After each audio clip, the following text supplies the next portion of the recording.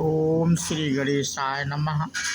मित्रों, आज इस वीडियो के माध्यम से हम बात करेंगे श्री रामचरितमानस अरण्य कांड से। ये प्रसंग हमने लिया है। जटायु रावण युद्ध। अशोक वाटिका में सीता जी को रखना। तो श्री रामचरितमानस के इस प्रसंग पे इस वीडियो के माध्यम से आप लोगों से हम चर्चा करेंगे। गीधराज सुनिया रति बानी, और रघुकुल तिलक नारी पहचानी। अधम निशाचर लीन्हे जाई, और जिमि मलेच्छ बस कपिला गाई।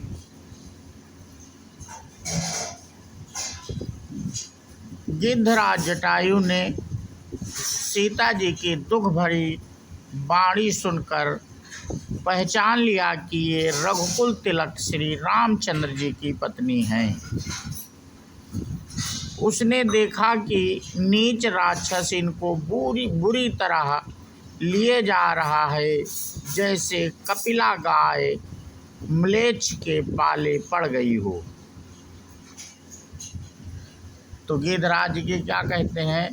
सीते पुत्री करसि जन त्रासा, करिहूँ जातु धान करनासा। धावा क्रोधवंत खग कैसे, छूटई पबि पर्वत कहूँ जैसे। वह बोला, हे सीते पुत्री, भय मत कर, मैं इस राक्षस का नाश करूंगा। यह कहकर वह पक्षी क्रोध में भरकर ऐसे दौड़ा जैसे पर्वत की ओर वज्र छूटता है। रे रे दुष्ट ठाड़ किन होही, निर्भय चले से न जाने ही मोही। आवति देखि कृतांत समाना, फिर 10 कंदर कर अनुमाना। उसने ललकार कर कहा, रे रे दुष्ट, खड़ा क्यों नहीं होता? निडर होकर चल दिया। मुझे तूने नहीं जाना। उसको यमराज के समान आता हुआ देखकर रावण घूम कर मन में अनुमान करने लगा कि मैं नाक की खगपति होई, मम बल जान सहित पति सोई। जाना जरठ जटायु एहा, मम कर तीरथ छाणहि देहा। यह तो मैनाक पर्वत है या पक्षियों का स्वामी गरुड़, पर वह गरुड़ तो अपने स्वामी विष्णु सहित मेरे बल को जानते हैं। कुछ पास आने पर रावण ने उसे पहचान लिया और बोला, यह तो बूढ़ा जटायु है, यह मेरे हाथ रूपी तीर्थ में शरीर छोड़ेगा। सुनत गीध क्रोधातुर धावा, कहा सुनु रावण मोर सिखावा। तज जान की कुशल ग्रह जाहूँ, नाहित अस होहि बहुबाहु। यह सुनते ही गीध क्रोध में भरकर बड़े वेग से दौड़ा और बोला, रावण मेरी सिखावन सुन। जानकी जी को छोड़कर कुशल पूर्वक अपने घर चला जा, नहीं तो हे बहुत भुजाओं वाले, ऐसा होगा कि राम रोष पावक अति घोरा, होई सकल सलभ कुल तोरा।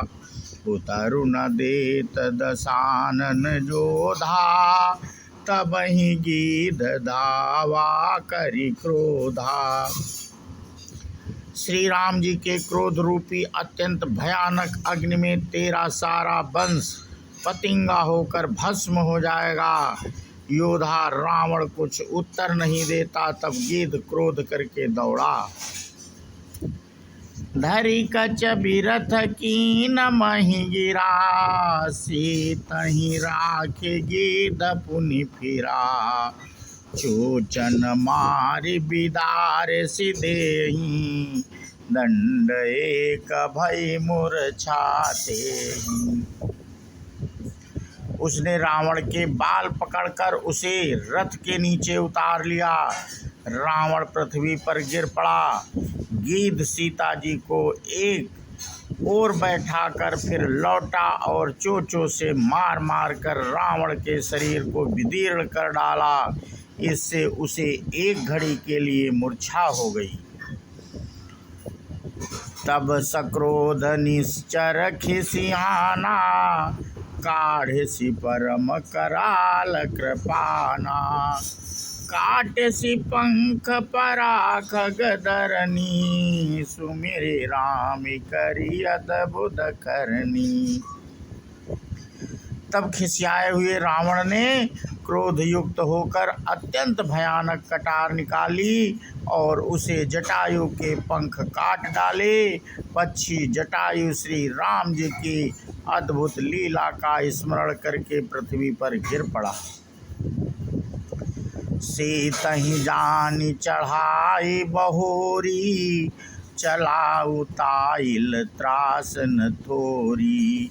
करति बिलाप जाति नभ सीता, व्याध विभस जनु मृगी सबीता।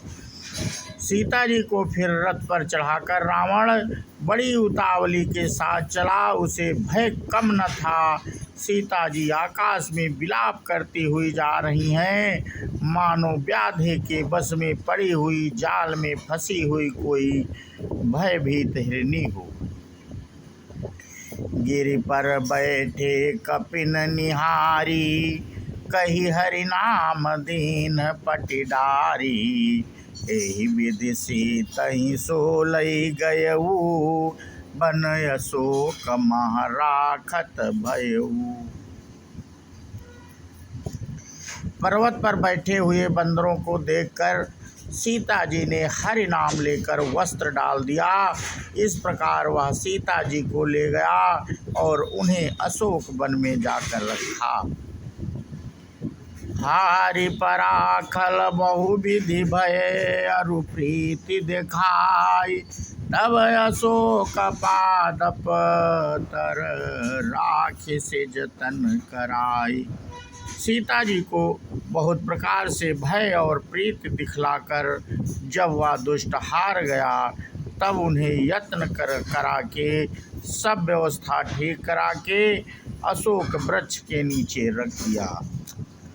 तो मित्रों, आज अपना प्रसंग हम यहीं पे समाप्त करते हैं और इसके आगे की कथा हम अपने अगले वीडियो के माध्यम से साझा करेंगे। बोलो सियावर रामचंद्र की जय, हनुमान जी की जय।